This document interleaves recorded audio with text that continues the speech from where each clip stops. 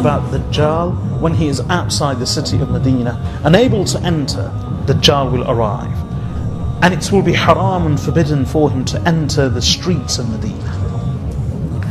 So he will settle in some of that salty land which is close to Medina. So on that day, a man will go out to him from Medina. He will be the best of people. So he will say, this good man, أشهد أنك الدجال الذي حدثنا عنك رسول الله صلى الله عليه وسلم حديثا. I bear testimony that indeed you are that Dajjal of which Allah's Messenger sallallahu alayhi wasallam related things to us and spoke to us. So Dajjal will say, tell me, if I kill this one, then I resurrect him. Will you doubt the matter? فَيَقُولُونَ لَا. So they will say no. فَيَقْتُلُهُ. He will then kill him. ثُمَّ يُحْيِيهِ. Then he will raise him to life again. And he will say, when he has resurrected him, by Allah, never was I as perceptive as I am today. So the Dajjal will say, أَقْتُلُهُ. I will kill him, but he will not be given power over him. تناديني تدعيني أمه ودعيني لتبكي دموعك يا أمي عن دربي لا لن تثنيني.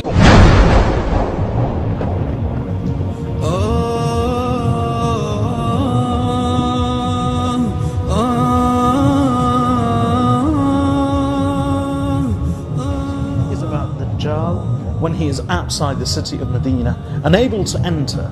But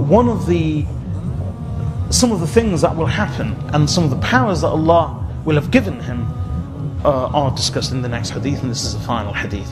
Hadith number 915, عن أبي سعيد الخدري رضي الله عنه قال, it is related from Abu Sa'id al-Khudri رضي الله عنه, that he said, حدثنا رسول الله صلى الله عليه وسلم حديث طويلا عن الدجال.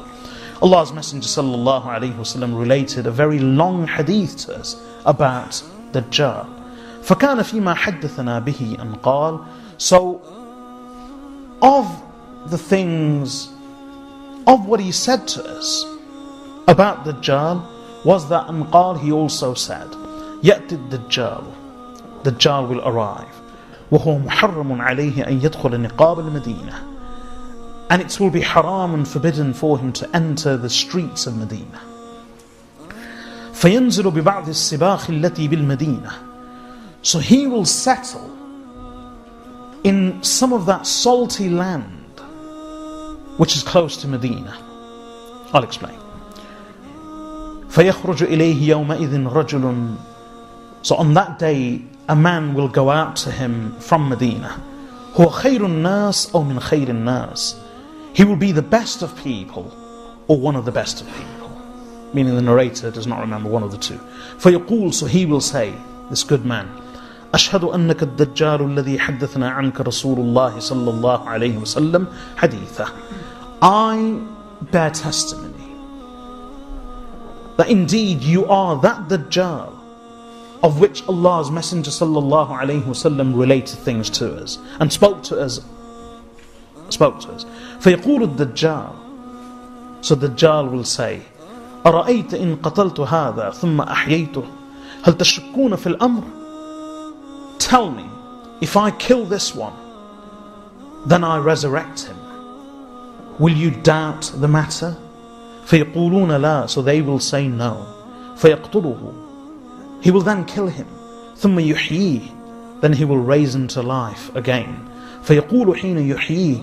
Then he will say, when he has resurrected him, وَاللَّهِ مَا كُنْتُ قَطُّ أَشَدَّ مِنِّي بَصِيرَةً الْيَوْمِ. By Allah, never was I as perceptive as I am today. فيقول الدجال. So Dajjal will say, أقتله. I will kill him. فلا يسلط عليه. But he will not be given power over him. That's just a literal translation of the hadith. Let me explain. Prophet Sayyidina Abu Sa'id al-Khudri radiyallahu anhu says that the Prophet sallallahu alaihi wasallam related a very long hadith to us. He delivered a very long sermon and discourse to us about Dajjal. A very long one. And Abu Sa'id al-Khudri radiyallahu anhu only mentions this part. And of the things that the Prophet ﷺ related to us was this, that he also said, Dajjal will come, and he will come to Medina, but it will be haram for him to enter the city of Medina and enter the streets of Medina. So he will be forced to remain outside. So what he will do is that he will camp and settle on some of the salty marshes that will be outside Medina. As-Sibah means those lands that are extremely salty, as a result of which the soil and the climate there are not conducive to the growth of anything meaningful. So, undesirable land. So he will settle and camp there, outside Medina, in some of the salty land. And some of the ulama say this is towards the north of Medina. It's towards the north of Medina. And he won't be alone. He'll have his army with him and his followers. From the city of Medina, and this is a time when, as mentioned in the previous hadith, there will be 3 quakes. So the believers will remain in the city, but the munafiqeen and the others that the Prophet ﷺ mentions, that every munafiq and every kafir will leave the city of Medina and its safety and go out, believing that they will find refuge with Dajjal.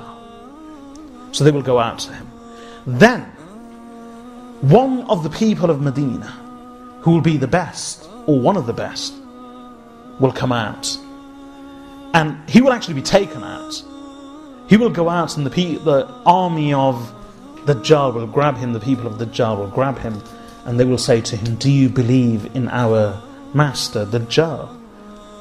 And he will refuse to believe. So they will intend to kill him. But then before killing him, they'll say, let's take him to Dajjal himself. So he will be brought before Dajjal. Dajjal, remember, is no great beast, he's a man. And of course, the Prophet ﷺ says, Al-A'war, he is blind in one eye. So Dajjal, this one pious man will be brought before Dajjal. Dajjal will then say to his congregation of followers, أَرَأَيْتَ إِن قَتَلْتُ هَذَا ثُمَّ أَحْيَيْتُهُ هَلْ تَشُكُّونَ فِي الْأَمْرِ.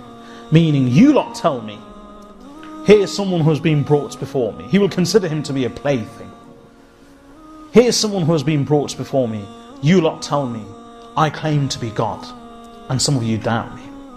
If I kill him, and not only kill him, but after having killed him, I resurrect him and bring him back to life, will you doubt my affair? And they will say no. So although it's not mentioned here, from some narrations we learn that Dajjal will actually kill him by splitting him into 2. And being a man, Dajjal will then split the body into 2, put one, after having executed him, by sawing him in half, he will stand in between the 2 parts of his body and say that, there, I have killed him. Can you see he is dead? And standing in between the 2 parts of his body, Dajjal will then say, I will now resurrect him. And Allah will give him that much power. He will actually bring him back to life. When he brings him back to life, all of this is taking place outside the city of Medina.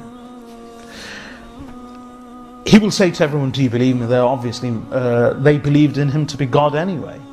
And those that didn't, their doubts will be dispelled. So, when he resurrects him, he will then demand of this pious man that, do you now believe in me that I am God? And he will say, I have the fire and I have water. But his water will be Jahannam, or of the effects of Jahannam, his water will be fire and his fire will be water. That will be the nature of his Dajjal, his deception, grand deception. So he will say to him that, do you now believe in me? And that pious man will say, Wallahi ma kuntu qattu ashad basiratan minni al-yawm.